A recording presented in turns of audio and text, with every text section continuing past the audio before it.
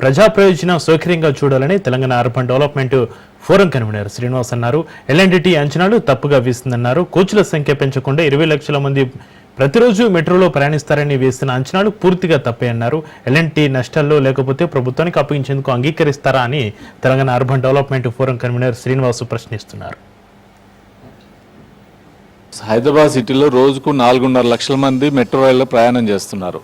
కానీ రద్దీ సమయాల్లో ఈవినింగ్ ఉదయము అనేక సమయాల్లో చూస్తే ఏంటంటే మెట్రో రైలుకి ఎక్కలేనంత రష్ ఇప్పుడు మనకు కనపడుతుంది. రైల్లో నిలబడలేము, ఏసీలు కూడా సరిగ్గా వచ్చిన జనానికి సరిపడే పరిస్థితి లేదు. ఇంత రద్దీ ఉన్నప్పటికీ కూడా ఒకవైపు నష్టం అంటున్నారు. నిజంగా జనం వస్తారని ఇంకా ప్రయాణికులు పెరుగుతున్న దానికి అనుగుణంగా కోచ్లు పెరగాలి. మెట్రో స్టేషన్ల డిజైనే 6 కోచ్లకు సరిపడా ప్లాట్ఫామ్స్ నిర్మించుకున్నారు. మరి మూడు కోచ్లతో ఎందుకు నడుపుతున్నారు? జనం పెరుగుతున్నప్పుడు కోచ్ల సంఖ్య ఎందుకు పెంచట్లేదు అంటే అదనపు కోచ్లు పెట్టాలంటే మాకు అదనపు ఖర్చు అవుతుంది కాబట్టి మేము పెట్టాం, ఇక ఎప్పటికైనా ఇది వదిలేసుకుంటాం అనే ధోరణితో సౌకర్యాలు కల్పించకుండా ఎలాంటి వ్యవహరించింది ఇప్పటివరకు. లేదంటే ఇప్పుడు కోచ్లు పెంచుంటే ఈ రకమైన పరిస్థితి ఇబ్బంది కాదు, దానికి ఆదాయం కూడా వచ్చేది. కానీ ఇప్పుడు ప్రభుత్వం హ్యాండ్ ఓవర్ చేసుకున్నప్పుడు ప్రభుత్వం ఖచ్చితంగా ప్రయాణికుల సంఖ్య పెరగాలంటుంది. పెరగడానికి ఇప్పుడు కొత్త కారిడార్లు నిర్మించబోతుంది. కొత్తగా 8 రూట్లలో కొత్త కారిడార్లు నిర్మించడంతో పాటు ముందు ఇప్పుడు నడుస్తున్న 3 కారిడార్లలో సౌకర్యాలు పెంచాలి, కోచ్లు పెంచాలి.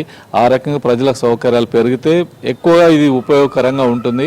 దాని తర్వాత రేటు కూడా చాలా ఎక్కువగా ఉన్నటువంటి పరిస్థితి ఉంది. ఇంత రేట్లు ఉంటే సామాన్యుడు ఎక్కలేడు, ఎగువ మధ్య తరగతి వాళ్ళకు ఉపయోగపడుతుంది.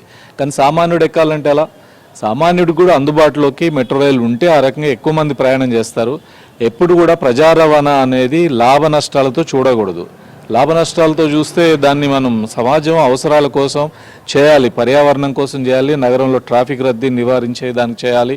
ఈ దృష్టితో ఉండాలి. ప్రైవేట్ సంస్థలు ఎప్పుడు ఆ రకంగా ఉండదు. ఎంతసేపు మాకు లాభాలు వస్తాయా రావా. ఇప్పుడు ఎల్ఎన్టీ నడిచినంత కాలం ఏ రకంగా లాభాలు సంపాదించుకోవాలి. మొదట చాలా ఘనంగా మేము కొత్త అనేక రాయితీలు ఇస్తున్నాం, అనేక పాసులు ప్రవేశపెడుతున్నామని చాలా చెప్పింది. చివరికి ఏంటంటే పార్కింగ్ ప్లేసులు కూడా డబ్బులకే ఫీజులు నిర్ణయించారు. ఈవెన్ యూరినల్స్ టాయిలెట్లకు కూడా డబ్బులు వసూలు చేశారు. ఎక్కడ డబ్బులు లేనిది ప్రతి దాంట్లో ఉన్న పాసులు ఎగ్గొట్టారు, కార్డులు తీసేశారు, రాయితీలన్నీ ప్రయాణికులకు ఉన్నాయని తీసేశారు.